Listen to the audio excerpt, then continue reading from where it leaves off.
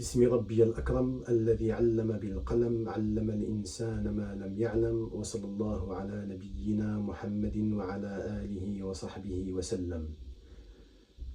السؤال: هل الاستماع إلى الخطبة مقدم أو تحية المسجد؟ La question reçue est sur le dilemme, où est le dilemme du vendredi. Est-ce que l'écoute de la khutbah, du prêche du vendredi, est prioritaire par rapport à la prière de la salutation? Par exemple, vous arrivez à la mosquée pour la prière du vendredi et l'imam est déjà en train de prêcher. Que faire? S'asseoir immédiatement et écouter le sermon de l'imam ou accomplir deux génuflexions, autrement dit deux unités de prière, donc les deux tahiyyat al-masjid, avant de s'installer. Là est la question. Les écoles doctrinales, les madahib, ont divergé sur cette question en deux avis. Les Hanabila et les Shafi'iyya affirment que si un fidèle entre alors que l'imam est sur le mimbar, il doit accomplir deux rak'at. Ils affirment qu'il doit impérativement prier deux rak'at, à condition que celles-ci soient exécutées de manière rapide, légère et bref. Ils fondent leurs avis sur un hadith rapporté par les deux grands érudits, l'imam al-Bukhari et l'imam Muslim, selon Jabir ibn Abdillah, qu'Allah soit satisfait de lui, a dit: un vendredi, tandis que le messager d'Allah sallallahu alayhi wa sallam prêchait, Sulayk al-Ghatafani arriva, radiyallahu anhu, c'est un compagnon, arriva et s'assit immédiatement.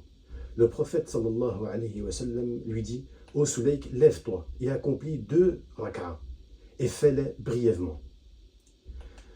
استدلوا على ذلك بما رواه الشيخان عن جابر بن عبد الله رضي الله عنهما قال: جاء سليك الغطفاني يوم الجمعة ورسول الله صلى الله عليه وسلم يخطب فجلس فقال له: يا سليك قم فاركع ركعتين. ثم قال: إذا جاء أحدكم يوم الجمعة والإمام يخطب فليركع ركعتين وليتجوز فيهما. Et il dit en fin du hadith qu'il accomplisse deux rak'a et qu'elles soient brefs. فليركع ركعتين وليتجوز فيهما. التجوز بمعنى التخفيف، أي يخفف في المقرأ، أن يوجز في صلاته حتى يدرك سماع الخطبة. Cela signifie que la prière doit être rapide, bref, afin que le fidèle puisse rapidement se consacrer à l'écoute du prêche du vendredi. وأن لا يصلي مقابل وجه الإمام بل ينصرف إلى زاوية من زوايا المسجد فليصلي ركعتين خفيفتين وليستمع للخطبة. Une condition ou une seconde condition à la brièveté est celle de ne pas prier en faisant face directement à l'imam, comme on voit à la mosquée, mais plutôt se diriger vers un coin de la mosquée. On ne se positionne pas face à l'imam, on se dirige vers un coin de la mosquée et on prie deux unités de prière légères pour pouvoir assister attentivement, légères, rapides, pour pouvoir assister attentivement à la suite de la khutbah. Les Malikiya et les Hanafiya estiment que le fidèle ne doit pas accomplir ces deux unités de prière durant la khutbah. Donc durant la khutbah, les deux autres écoles juridiques que je viens de citer, les Malikites et les Hanafiya, disent qu'il ne doit pas, donc le fidèle qui vient et pendant le moment de la khutbah du vendredi, il ne doit pas accomplir ces deux unités de prière. عند المالكية ضابط فقهي وهو خروج الإمام يمنع الصلاة وخطبته تمنع الكلام.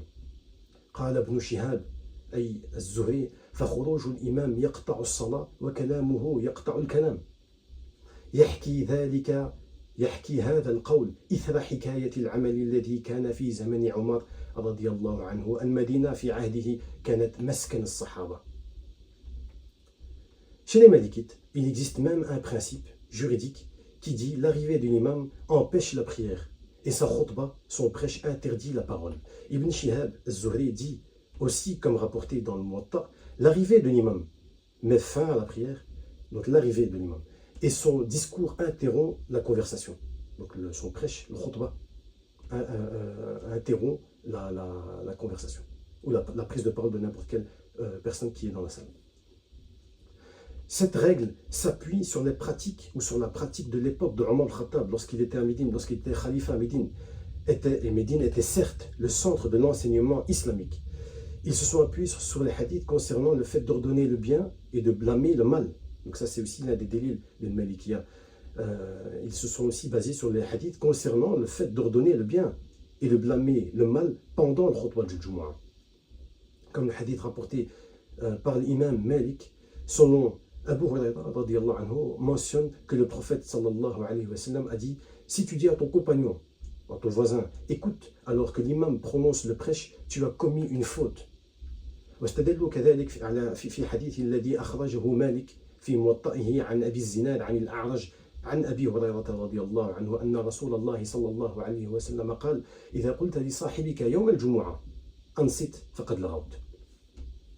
Un autre hadith précise: quiconque s'amuse avec des cailloux durant, donc avec le tapis, avec n'importe quelle autre chose qui est autour de lui, durant le sermon du vendredi, durant que l'imam fait son prêche, la personne s'amuse avec le tapis, avec son vêtement, avec le caillou ici dans le hadith, a fait preuve de distraction et commis une frivolité. Ça c'est le hadith. Man haraka al-hasa faqad lagha wa hada li tahqiq al-insat, comme ils disent le ulama de l'usul. Ces paroles soulignent l'importance, donc ces paroles que je viens de citer de ce hadith montrent l'importance et soulignent l'importance d'une écoute attentive et l'interdiction de toute distraction mentale ou gestuelle durant le khutbah.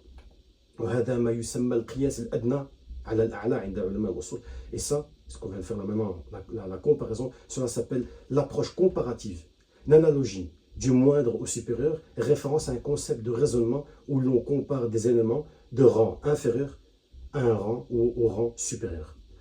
Cela dit, le moment déconseillé pour l'accomplissement des deux unités de prière est entre l'entrée de l'imam, donc l'imam dès qu'il rentre dans la salle de prière, et son ascension sur le mimbar. Ça c'est chez le Malikiya. Le fait, il est déconseillé de prier les deux unités de Tahiyat al-Masjid, les deux génuflexions à l'entrée de la mosquée, lorsque l'imam est rentré dans la salle et lorsqu'il se dirige aussi vers le mimbar. Ça c'est le moment déconseillé chez le Malikiya. C'est l'avis le plus connu aussi chez l'imam Malik, et c'est son avis mentionné dans le Mudawwana. قال الإمام ابن رشد قال مذهب الإمام مالك أنه لا يركع. Ça c'est la parole de l'imam Ibn Rushd. Il ne faut pas prier, donc chez dans le madhab de l'imam Malik, c'est ce qui a été rapporté dans le Mudawwana, un recueil du madhab, qu'il ne faut pas prier ces deux rak'a, mais plutôt s'asseoir et écouter attentivement la khutbah. Ils ont répondu sur le délil de l'Hanabila, le fait que le compagnon Sulayk al-Ghatafani était quelqu'un, donc ils ont répondu, et sur le délil de l'Hanabila et de Shafi'i, ils ont dit, le Maliki, ils ont dit, attention, le fait que le compagnon Sulayk al-Ghatafani était quelqu'un de nécessiteux, et que le prophète sallallahu alayhi wa sallam a voulu attirer le regard des compagnons vers Sulayk al-Ghatafani, afin que les autres compagnons puissent se rendre compte de sa situation et par conséquent lui venir en aide avec pudeur. Il n'a pas voulu demander directement au Nabi sallam: regardez Sulayk, il est dans la nécessité, donc aidez-le, mais avec pudeur. Il lui a demandé de se lever et de prier pour qu'on voit, et il s'est même tué le prophète sallallahu alayhi wa sallam à cet instant-là, pour que les autres compagnons voient aussi le cas nécessiteux de Sulayk al-Ghatafani, pour qu'il puisse venir en aide à Sulayk al-Ghatafani après le khutbah. هذه المسألة ليست محسومة بل هي من الخلاف المستمر. Cette question n'est pas tranchée, mais elle fait partie des divergences continues. Cela signifie que le sujet en question fait l'objet de débats et de divergences parmi les érudits et n'a pas de consensus définitif. C'est un point sur lequel les avis peuvent varier selon les écoles de jurisprudence et ou de différentes interprétations. وختم الإمام ابن عبد البر هذه المسألة بعد ذكره للمذاهب أو بعد ذكره لأقوال المذاهب فقال أن الداخل إذا شاء ركع وإذا شاء لم يركع. La méthode de l'imam Ibn Abd al-Barr dans ce passage est très bonne, dans cette mas'ala. Car après avoir mentionné les différentes écoles de jurisprudence sur cette question, il adopte une approche de flexibilité et d'ouverture, en disant: celui qui entre dans la mosquée peut prier 2 rak'a s'il le souhaite, ou de ne pas prier s'il le souhaite. Ici, donc, on voit bien que l'imam Ibn Abbas exprime une position nuancée et flexible, laissant le choix à la personne qui entre dans la mosquée de prier ou non en fonction de sa compréhension et de son adhésion aux différentes écoles juridiques. قال الإمام البوصيري وكلهم من رسول الله ملتمس وأختم وختاما وأقول كما قال الإمام أبو القاسم الحريري رحمه الله تعالى وإن تجد عيبا فسد الخلل فجل من لا عيب فيه وعلا سبحان ربك رب العزة عما يصفون وسلام على المرسلين وآخر دعوانا إن الحمد لله رب العالمين.